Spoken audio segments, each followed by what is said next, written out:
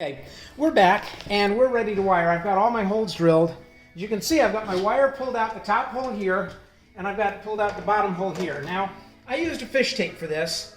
If you don't have a fish tape and you've got a string you can put a nut on to weight it down and drop it in the top and go down with it.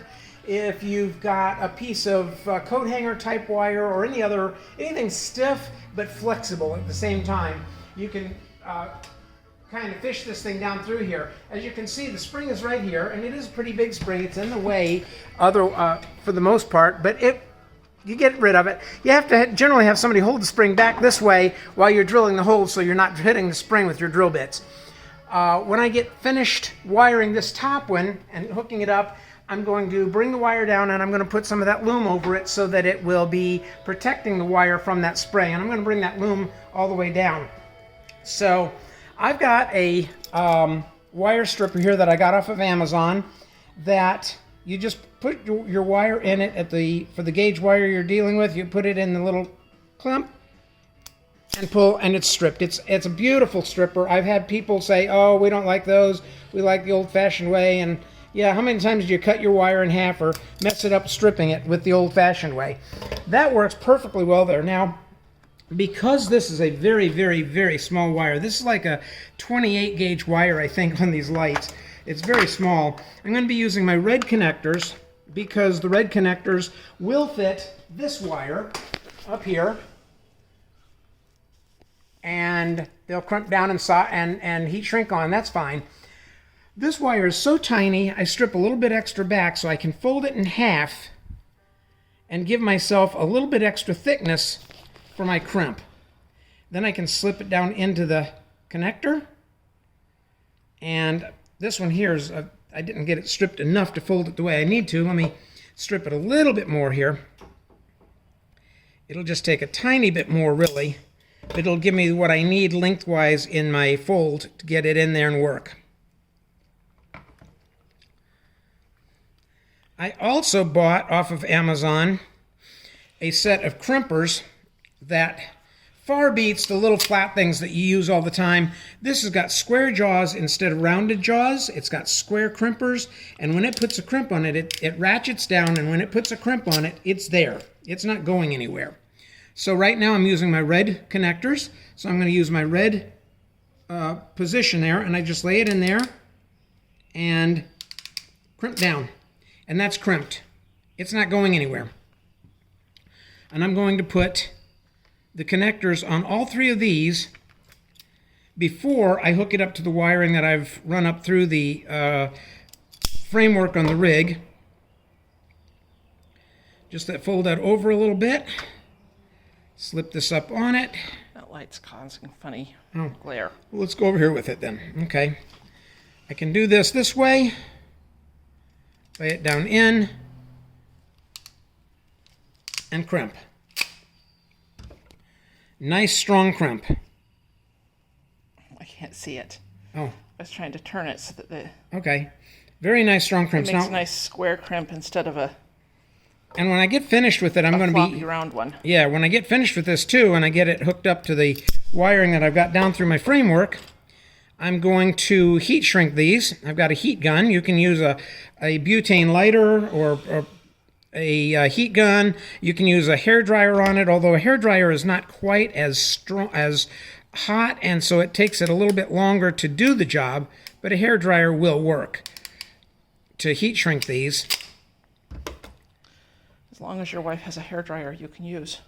Well, a hair dryer is a hair dryer. It's not a big deal. Yes, but I don't have one, so. Now, you got to make sure that you get your wire colors correct here.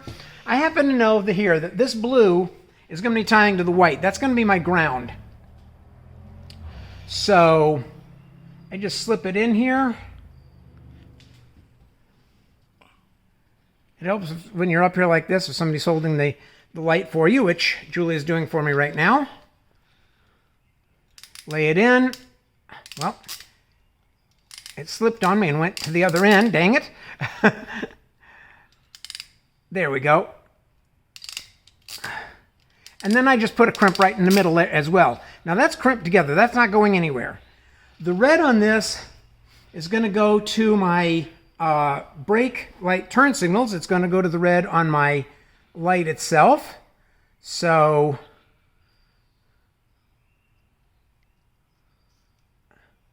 I slip it in,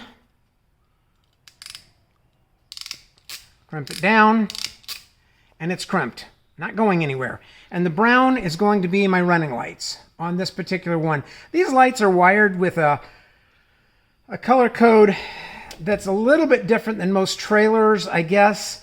But as long as you know which wire is which and you hook up the right wire, it doesn't really matter what color it is. I'm matching, I don't have any white wire to run to lengthen my white width, and so therefore I'm using the blue. Otherwise, I'm matching my red and my brown wires together so that they're the right thing. Let me get my heat gun here.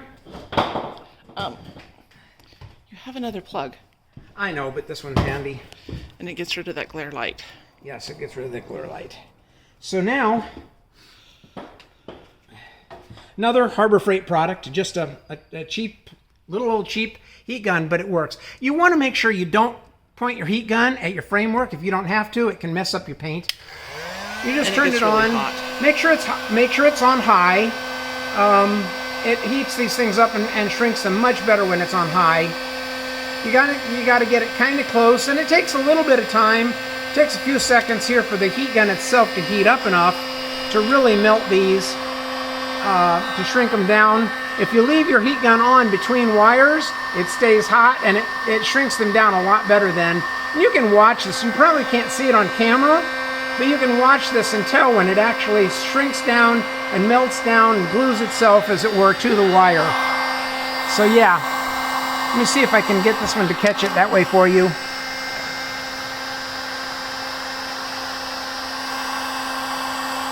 It starts shrinking, and you can see it shrink. I actually see it on the camera too. But like where this light is, you're going to watch it, and it's just going to all of a sudden shrink down nice and tight, and you can see it get shiny, and that's when you know that the glue, as it were, inside this heat shrink is shrinking down. You can see that on the blue wire as well, and that one's done. And these are now waterproofed splices. They won't get water in them. They can't corrode. They can't cause issues. Unless something gets into it and chews on them and eats them up, they're not coming apart. These are very good splices. I've come to really like these. I used to solder my wiring a lot. I like the solder joint much better. But these crimps with the heat shrink are super good. And they're not horribly inexpensive either. They're not super expensive, but they're not inexpensive. But they're so much better than the hard plastic ones we used to get at Walmart all the time. So, okay, now before I put this in, let me get my loom and put some loom on this. Because otherwise I won't get it up there the way I need to. And your tape. What's that?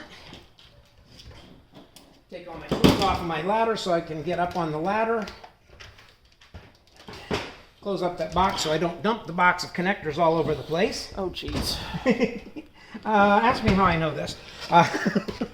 It's not fun when you drop your connectors everywhere. That is for sure. This loom is a little bit too small to go around my heat shrinks all the way I would like it to, but that's okay. I make it work. Let's see here what I can do with this. This is not exactly the easiest thing to pull off. Actually, I'm doing it the wrong way too. Let me start up here. I need some tape. Where's my roll of tape? Is right there. Okay. When you're putting this loom on, it's split on one side. The wires just go into it. It can be a little bit of a pain to get started, but it works. Once you get it on there, you want to take a tie wrap or tape, either one. I wish I had some of the cloth automotive type tape. I don't. So I'm just going to use regular electrical tape on it. But you want to tape it off to where it stays closed, where the wire can't just start pulling out of it from the end. So you just kind of tape it, put a couple of wraps on it to just hold it closed. Some people will, if you've got the good tape and you don't mind doing it, some people will actually wrap the entire loom with the cloth tape once they're done. And that definitely does work. It makes for a really nice looming job. but it's also a pain, and it's also a little bit expensive. So yeah, you know, I mean, one way or the other, there are pros and cons to both. It also likes to twist on you, so it's not like a straight shot. It's like, please, wire, would you just cooperate one time for me today? That's the way you start feeling with this stuff sometimes, but oh well. It is what it is. And because these don't want to go in there all the way, I'm just going to kind of wrap them in as best I can. And then I'm going to take some tape and put on there to tape that closed as well so it doesn't spring out. And I do that quickly so that I'm not worrying about it. I'm not fighting with it again later.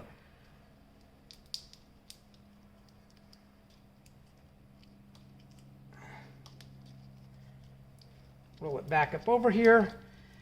May seem like overkill, folks, but you will never be upset with problems after the fact due to overkill. If you don't do it good enough, it's going to come back to bite you in the end. And I just don't want to have to go there. I would rather do it right the first time. Nobody can accuse him of not doing overkill. No, if I'm wiring something and it requires 16 gauge, I use 14 gauge. If it requires 14 gauge, I'll use 12 gauge. You know, nobody ever burned down a house or an RV because the wiring was too big. Many places have been burned down because the wiring was too small. That should be enough right there.